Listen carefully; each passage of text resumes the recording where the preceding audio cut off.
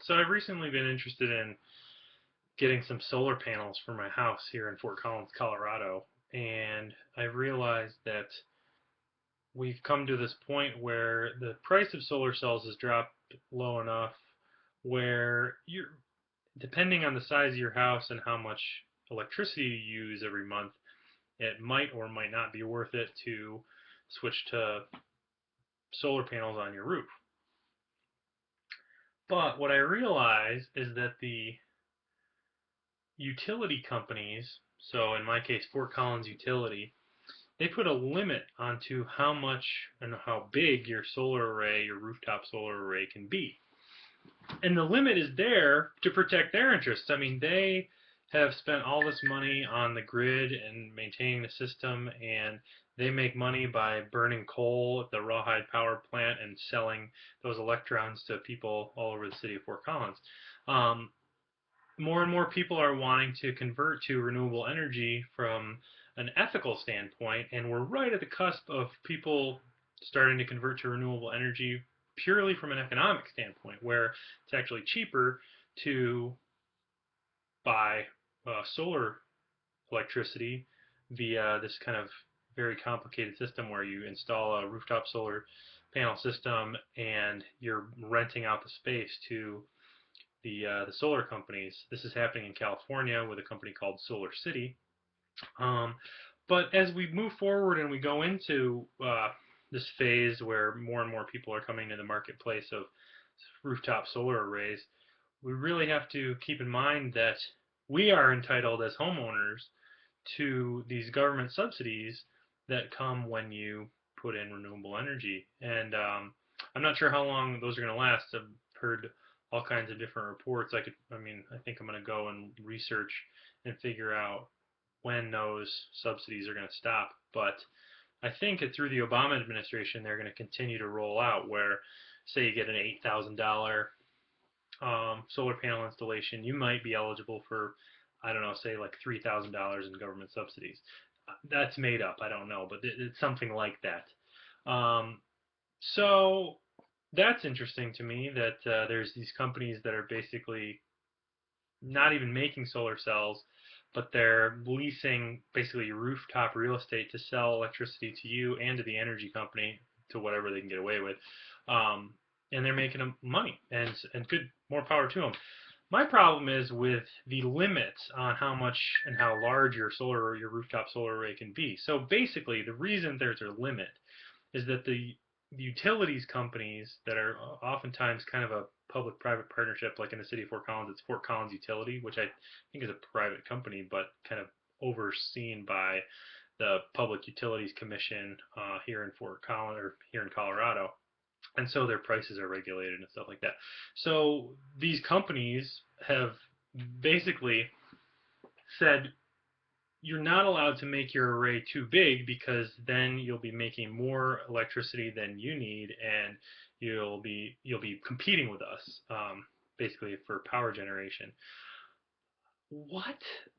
That is not in the best interest of the public. I feel like that they have spent a lot of money in getting the cities, pressuring the cities into making these rules, or at least accepting these rules, where you have to have a certain size solar array, smaller solar array, in order to meet that net zeroing goal. Now, net zeroing or net metering means that you're producing about the same amount of electricity annually that you're using.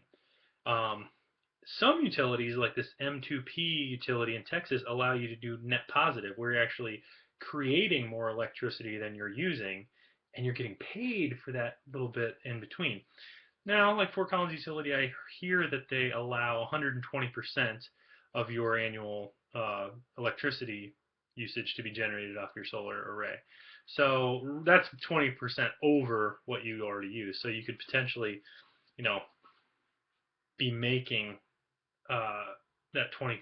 But it doesn't make any sense, because if you buy a solar array and you've got room and you've got the money to make it bigger, why shouldn't you make it bigger? Why shouldn't you max out your rooftop capacity? I just don't understand. I think people should be able to max out their rooftop capacity for solar cells and generate as much energy as possible, and then make that money back uh, as independent kind of solar electricity generators. I don't understand why there are these limits. Well, I do understand why they are there because the utility companies are protecting their economic interests, but the public interest is being violated here. I think that not a lot of people know about this net zeroing policy that's adopted via pressure from the um, utility companies. So I'm just making this video to raise awareness about net metering and net zeroing, and maybe inspire you to go check out what your city's policy is on net metering. Um, but yeah, I think we need, as the public, we need to rise up, go to our city council meetings, and demand that we be able to max out our rooftop solar arrays. It's good for everybody. It's good for the environment. They're gonna have to burn less coal. Um, the goal is to not burn any coal. So why wouldn't they let us make as big a solar panel array as we want on our own rooftops? Questions to think about. I might be wrong on some of these things. I've talked to a couple representatives from both Namaste Solar and SolarCity in California today, and we've looked at my roof and we've looked at my property and we've looked at the historical relationships between you know solar companies and the city of Fort Collins. So yeah, if you have any commentary or would like to correct me on anything I've said here today, go for it. And I hope this is the beginning of a conversation because I'd really like to inspire a group of Fort Collins residents to go to City Council and understand why we have limits on how large our solar or rooftop solar arrays can be, and maybe provide some input as to why that 120% should be expanded a little larger. Mainly just why, if the government's going to give us subsidies to pay for this, why don't we subsidize our own solar arrays by making more electricity than we need and powering our neighbors?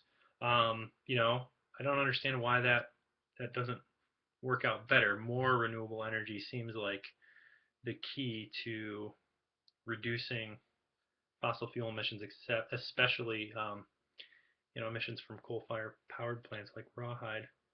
Anyway, let me know what you think. Thanks. I'm Chris Height, and I write the blog Tom Payne's Ghost. If you want to watch more, follow up, have a discussion with me, um, feel free to email me, christopherheight@gmail.com, or find me on Facebook, Christopher Height with a K. Thanks.